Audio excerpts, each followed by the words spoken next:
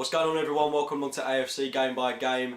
And that performance today certainly didn't reflect the kind of game that we saw yesterday, that massive 5-1 win yesterday, and of course a kind of deflating 1-0 defeat to Monaco in the final game of the Emirates Cup. I can't help but feel I'm a bit disappointed with this. There are an awful lot of positives we can take from this, and I know the pre-season is all about getting the players fit and ready for the new season and the new campaign, but I can't help but feel winning this would have given us a small boost of morale. It is only pre-season, let me stress that, but to lift the Emirates Cup, I mean, we're failing to lift this trophy yet again. It has been quite a while since we've won it now. Let's put that into perspective. We should be winning tournaments at our home ground, and the calibre of the teams that were in it this year certainly weren't of that good quality. Benfica were awful. Valencia, fairly decent side. Same goes for Monaco.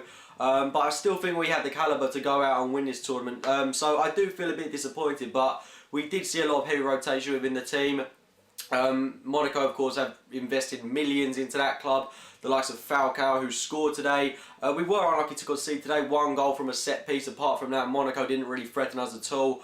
And one thing that I did notice today, the size of Monaco's players compared to our own. The likes of Kondogbia and Falcao compared to the likes of Jack Wilshere, Santi Cazorla. We were getting so easily muscled off the ball, and this kind of game absolutely cried out for why we need to invest in a proper centre defensive midfielder. Not Arteta, hate to say it, but Arteta, he isn't keeping up with the pace of the game. He wasn't able to keep up with it today, he wasn't able to keep up with it yesterday, and he wasn't able to keep up with it in New York. He's an excellent stopgap player, great player to have in and around the team with his experience and quality on the pitch, but his legs are going, and he can't do this on a consistent basis. So we are crying out for a centre defensive midfielder, someone who's going to boss the middle of the park, someone like Adira, someone like William Carvalho. They're the two we're heavily linked with, and we need to make sure that we're getting one of these two players, because they're exactly what we need. At the moment, I see it very hard for us to actually properly challenge for the title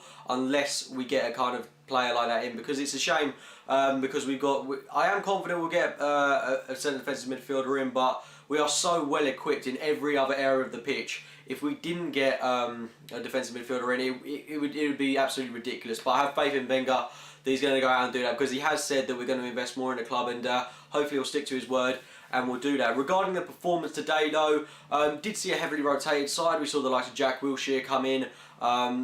Giroud started, Koscielny started. We saw the debut of Mathieu Debuchy. Callum Chambers played again. Chambers has probably been our most consistent player over the past 2 games. He's played extremely well in that centre-back role, and with Mertesacker not being available for the first game against Palace, and with the Marlin almost destined to be going off to United or Barcelona, I'd be more than happy to see Chambers fill in that centre-back role, and hopefully he'll do that, because he has played very well there in the past 2 games against what has been quality attacks. So, and looking at the other players around the team, Jack Wilshere, I thought he played okay today. He did have a bit of hit and miss moments. I think he did some excellent tackles, but apart from that, he wasn't all that prolific going forward. He did have a very good shout for a goal at one point, but unfortunately he couldn't put it in the back of the net. But I'm hoping that we will see a bit more from him in the coming games. He didn't look quite as fit as I'd have expected him to. He didn't look quite at his peak. The same goes for Alexis Sanchez, who actually started the game today, got about an hour, 70 minutes under his belt, and I thought he played all right. But again, nothing.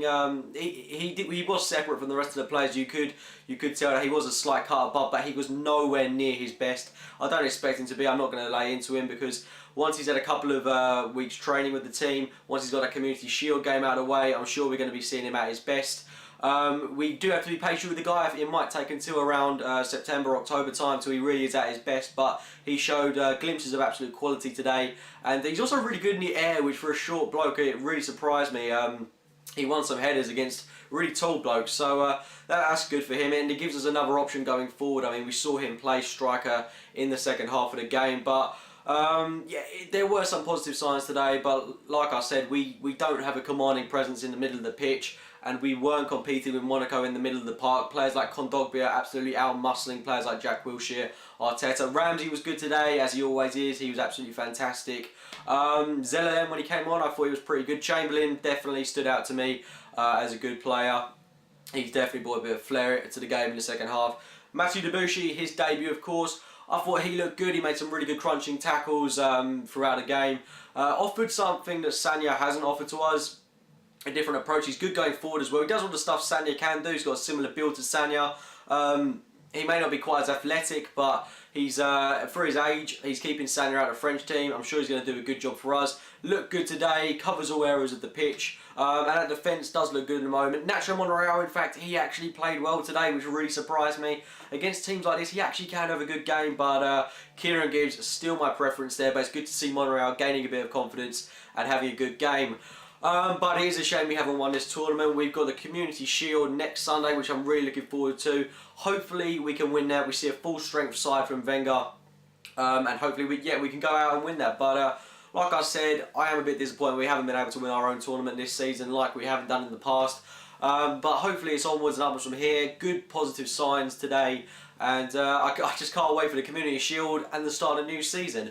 Anyway guys, if you have enjoyed this video, please give it a like rating. Subscribe to AFC Game by Game. Just going to quickly mention that I am going to be continuing with my work for Arsenal Fan TV, doing the match previews and reviews. I met up with Robbie and the crew there today. And yeah, I'm going to be continuing with them over the next season, which is something I'm really looking forward to. And hopefully I'll be getting a couple of new videos up on there, as well as a few unique things on my own channel. So make sure you keep in touch with both AFC Game by Game and Arsenal Fan TV for all new Arsenal related content, and hopefully that'll be coming up ASAP.